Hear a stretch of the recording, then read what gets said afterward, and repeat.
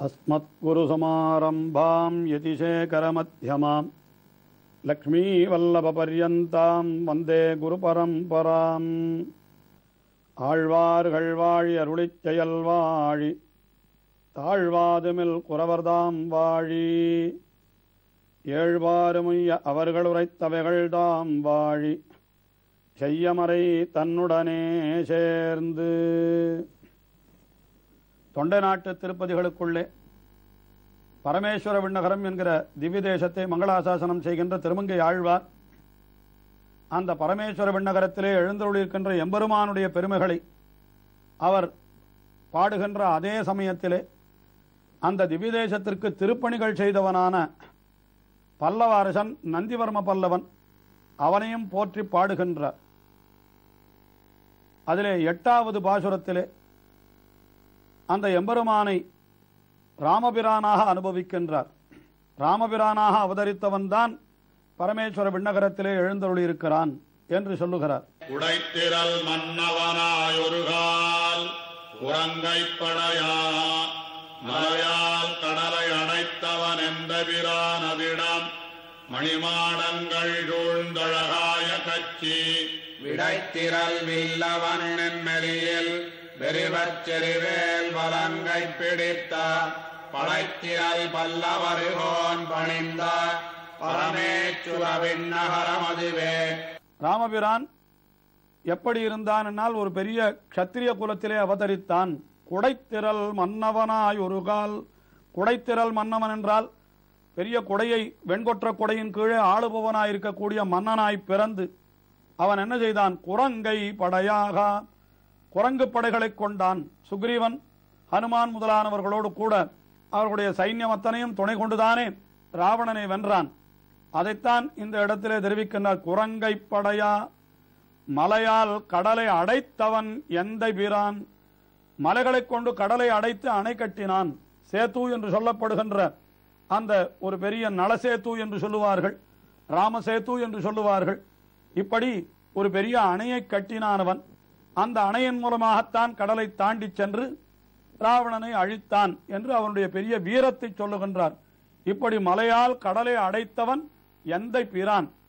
அப்படிப்பட்டவன் இருக்கிற இடம் எது என்றால் அணிமாடங்கள் சூழ்ந்து அழகாய கட்சி என்று நல்ல மாடங்களாலே சூழ்ந்து அழகாய கட்சி மிகவும் அழகாக இருக்கக்கூடிய காஞ்சிபுரம் என்கிற ஒரு ஊர். அந்த ஊரிலே இருக்கக்கூடியதான ஒரு இடம்தான் இந்த பரமேஸ்வர விண்ணகரம் என்பது. அந்த பரமேஸ்வர விண்ணகரத்துக்கு கைங்கரியம் பண்ணின அரசனை பற்றி பின்னடிகளிலே தெரிவிக்கிறார் மிக அழகாக. அவன் என்ன செய்தான் என்றால் விடைத்திரல் வில்லவன் நென்மெலியில் வெறுவச் செருவேல் வலங்கை பிடித்த படைத்திரல் பல்லவர்கோன்.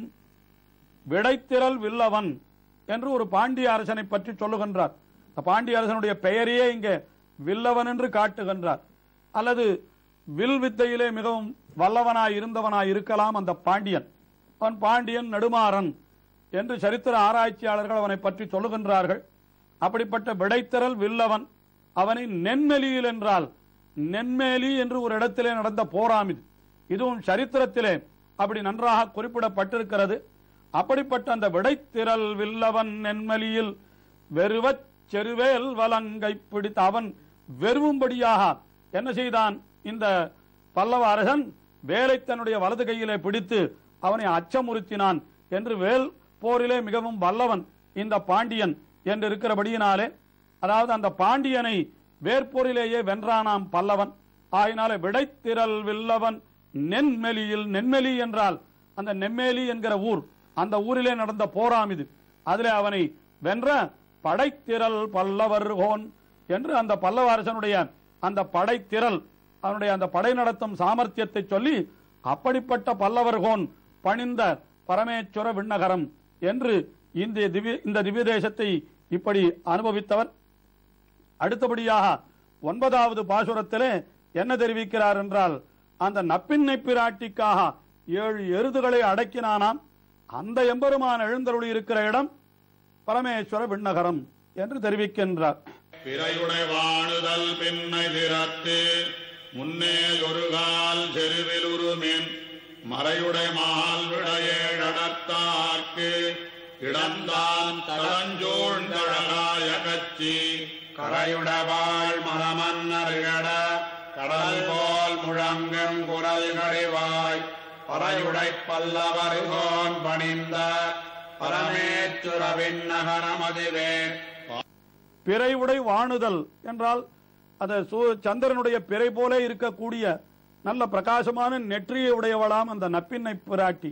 அந்த பிறையுடை வாழ் நுதல், நுதல் என்றால் நெற்றி, அந்த நெற்றியை உடைய நப்பின்னை பிராட்டி மிகவும் அழகான முகத்தை உடையவள். அவளுக்காக எம்பெருமான் என்ன செய்தான் என்றால், முன்னே ஒரு கால் செருவில் உருமின், அதாவது உருமுகின்ற, அதாவது அப்படி அசுராவேசம் பொருந்தியவைகளாய் வந்த 7 எருதுகள், அந்த 7 எருதுகள் மறையுடை மால்விடைய நடத்தார்க்கு, அந்த மால்விடை என்றால் மிகவும் கருத்து கோபம் கொண்டு அப்படி வந்த 7 எருதுகளாம். அந்த 7 எருதுகளையும் அடத்தான், அடத்தான் அவற்றையெல்லாம் அடக்கினான். அப்படி அடக்கின அவன் எங்கே இருக்கிறான் என்றால், அவன்தான் காஞ்சிபுரத்தில் இருக்கக்கூடிய பரமேஸ்வர விண்ணகரத்திலே இருக்கிறான். அதாவது அவனுக்கு இடம்தான் தடஞ்சூழ்ந்த அழகாய கட்சி பரமேஸ்வர விண்ணகரம் அதுவே என்று தெரிவிக்கின்றார். அந்த பரமேஸ்வர விண்ணகரம் அது எப்படிப்பட்டது என்றால், பல்லவ அரசன் நந்திவர்மனாலே அது திருப்பணி செய்யப்பட்ட ஒரு திவ்ய தேசம் என்று தெரிவிக்கின்றார். அந்த பல்லவ அரசனுடைய வீரத்தை தெரிவிக்கின்றார் பின்னடிகளிலே. கரை உடை வாழ் மரமன்னர் கெடா கடல் போல் முழங்கும் குரல் கடுவாய்ப்பறையுடை பல்லவர்கோன். இந்த பல்லவ அரசனுடைய ஒரு பெரிய பேரிக்கை, அந்த யுத்தத்திலே இவன் வெற்றி பெற்றால் அப்பொழுது அடிக்கக்கூடிய ஒரு பேரிக்கை, அதற்கு ராஜபேரிக்கை என்று பெயராம். அது இந்த பல்லவ அரசனுடைய அந்த பறைக்கு, அந்த ராஜபேரிக்கைக்கு கடுவாய்ப்பறை என்று பெயர் உண்டாம். இது கல்வெட்டுகளிலே கூட இந்த கடுவாய்ப்பறையை பற்றி குறிப்பிடப்பட்டிருக்கிறது என்றெல்லாம் தெரிவிக்கின்றார்கள் சரித்திர ஆராய்ச்சியாளர்கள். அந்த பல்லவ அரசன் அவனுடைய மிகவும் பிரசித்தமான அந்த கடுவாய்ப்பறையை பற்றி கூட இந்த பாசுரத்திலே திருமங்கை ஆழ்வார் அருளி செய்கின்றார். என்ன சொல்லுகின்றார் என்னால், கரையுடை வாழ் மர மன்னர் கெட என்று, அதாவது கத்தியிலே எப்பொழுதும் இரத்தக்கரை படிந்தே இருக்குமாம், போரிலே அரசர்கள் எப்பொழுதும் ஈடுபட்டு கிடக்கிறபடியினாலே. அப்படிப்பட்ட அந்த கரையுடை வாழ் மர மன்னர் அவர்கள் கெடும்படியாக என்ன செய்தான், கடல் போல் முழங்கும் என்று பெரிய சமுத்திரத்தினுடைய கோஷம் போல முழங்குகின்றது. எது என்றால் அந்த பல்லவ அரசனுடைய பறை, அதைத்தான் கடுவாய்ப்பறை என்று தெரிவிக்கின்றார். கடல் போல் முழங்கும் குரல் கடுவாய்ப்பறையுடை பல்லவர்கோன் என்று, கடுவாய்ப்பறையை உடையவனான அந்த பல்லவர்கோன் என்று அவனுடைய பேரிக்கையையும் கொண்டாடுகின்றார். அதாவது அந்த பேரிக்கை என்பது எப்பொழுதெல்லாம் அவன் வெற்றி பெறுகிறானோ அப்பொழுதெல்லாம் அது அடிக்கப்படுகின்றபடியினாலே அதற்கு ஜெயபேரிக்கை என்று பெயர். எப்பொழுதும் அது ஒலித்துக் கொண்டே இருக்கும் என்று சொன்னால் எப்பொழுதும் இவன் வெற்றி பெற்றுக் கொண்டே இருக்கிறான் என்பது அவனுடைய வீரத்தை காட்டுகின்றதாம். அப்படி அவனுடைய வீரத்தை எப்படி அந்த கண்ணபிரான் அசுராவேசம் பொறிந்தன 7 எருதுகளை அடக்கினானோ அதுபோல இவனும் கூட தனக்கு விரோதிகளாக வருகிறார் அத்தனை அரசர்களையும் இவன் அடக்கி விடுகிறான் என்பதை காட்டும் வண்ணமாக இந்த பாசுரத்திலே அவனுடைய பெருமையை தெரிவிக்கின்றார். அந்த மர மன்னர்கள் எல்லாம் கெடும்படியாக கடுவாய் பறையுடை பல்லவர்கோன், வெற்றி பறையை உடையவனான அந்த பல்லவர்கோன் அவன் பணிந்த, அவன் திருப்பணி செய்த இந்த திவ்ய தேசம்தான் இந்த பரமேஸ்வர விண்ணகரம் என்று 9வது பாசுரத்திலே தெரிவித்தார். இப்படி 9 பாசுரங்களிலே அனுபவித்த எம்பெருமானை அந்த 10 பாசுரங்களிலே அனுபவித்தவர் இந்த 10 பாசுரங்களை கற்பவர்களுக்கு 10வது பாசுரத்திலே பயன் சொல்லி தலை கட்டுகின்றார். ஆர்மன்னு தொல்புகழ் பல்லவர்கோன் பணிந்த பரமேச்சுர விண்ணகர் மேல் கார்மன்னு நீழ்வயல் மங்கையருதம் தலைவன் கலிகன்னி உண்ணாதுரைத்தார் சீர்மன்னு செந்தமிழ் மாலவல்லார் திருமாமகள் தன்னருளால் உலகில் தேர் மன்னராய் ஒலிமா கடல் சூழ் திருநீர் உலகாண்டு திகழ்வர்களே. இந்த பரமேஸ்வர விண்ணகரத்துக்கு பெருமையே என்ன என்னால், பார்மன்னு தொல்புகழ் பல்லவர்கோன் பணிந்த பரமேஸ்வர விண்ணகரம் என்று.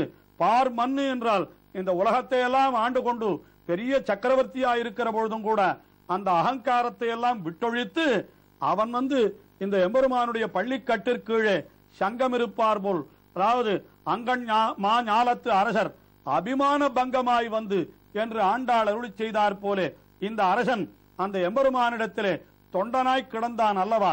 ஆகினாலே அதையே இந்த திவ்ய தேசத்திற்கு பெருமையாக சொல்லுகின்றார். இவர் அந்த அரசனை ஏன் பாடினார் என்பதற்கும் இந்த பாசுரத்திலேயே சமாதானம் சொல்லப்பட்டதாக ஆகிறது. அவன் பார்மன்னு தொல்புகழோடு இருந்த பொழுதும் கூட அவன் பணிந்த பரமேஸ்வர விண்ணகரம் என்று எம்பெருமானிடத்திலே வந்து பணிந்தான் அல்லவா? ஆகினாலே அவன் அடியவன் என்கிற காரணத்தினாலே அவனை கொண்டாடினார் என்று நாம் கொள்ளலாம். அப்படிப்பட்ட பரமேஸ்வர விண்ணகர் மேல் கார்மன்னு நீழ்வயல் மங்கையர்தம் தலைவன் கலிகன்றி என்று திருமங்கை நாட்டிற்கு தலைவரான இந்த கலிகன்றி வீரத்தை வீரன்தானே போற்ற வேண்டும். இவரும் ஒரு வீரர் ஆகினாலே இந்த பல்லவ வீரனுடைய வீரத்தையும் இவர் போற்றினார். அப்படிப்பட்ட கலிகன்றி குன்றாதுரைத்த சீர்மன்னு செந்தமிழ் மாலை வல்லார் என்று எம்பெருமானுடைய திருக்கல்யாண குணங்கள் பொருந்தி இருக்க பெற்றதான அந்த அழகான தமிழ் மாலைகளான இந்த திவ்ய பிரபந்தம். இதை வல்லவர்களுக்கு என்ன பேர் கிடைக்கும் என்றால் திருமாமகள் தன்னருளால் என்று பிராட்டியினுடைய அனுகிரகத்தாலே அவர்களுக்கு பயன் கிடைக்கும் என்கிறார். ஏனென்றால் அவர் பெரிய செல்வத்தை பயனாக சொல்ல போகின்றபடியினாலே அந்த செல்வத்திற்கு அதிபதி என்று பிராட்டியைத்தானே சொல்லுகிறோம் நாம்.